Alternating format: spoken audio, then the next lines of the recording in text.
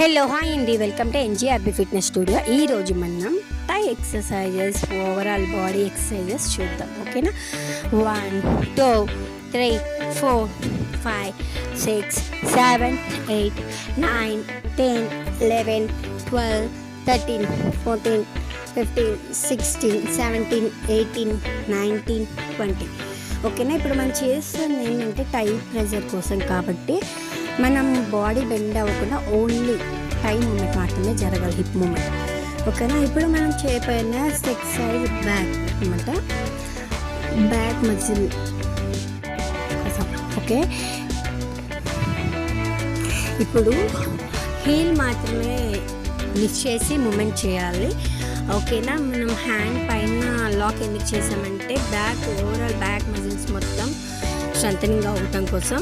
ఓకేనా? స్టార్ట్ చేద్దాము. 1 2 3 4 5 6 7 8 9 10 11 12 13 14 15 16 17 18.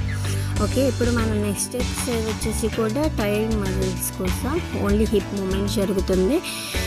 నెక్ అనేది బ్యాక్ పెట్టాలి. పెట్టిన తర్వాత మన హ్యాండ్స్ బ్యాక్కి లాక్ చేసుకొని ఆ తర్వాత side to side hip movement అనేది జరగాలి. ఓకేనా? 1 2 3 4 5 6 7 8 9 10. ఓకే, ఇప్పుడు మన వన్ ఎక్సర్సైజ్లోనే neck, shoulder and head movement జరిగేలాగా చేద్దాం. ఓకేనా? అది కూడా ఓకే ఎక్సర్సైజ్లో. హ్యాండ్స్ ఇలా ఫ్రంట్ పెట్టండి. Okay, move right left right left. ఇప్పుడు మనం హ్యాండ్ అనేది రైట్ లెఫ్ట్ మూవ్ చేసినప్పుడు ఆ హ్యాండ్ని మన ఐస్ చూడాలన్నమాట. అప్పుడు నెక్ రొటేటింగ్ అవుతుంది. ఓకేనా?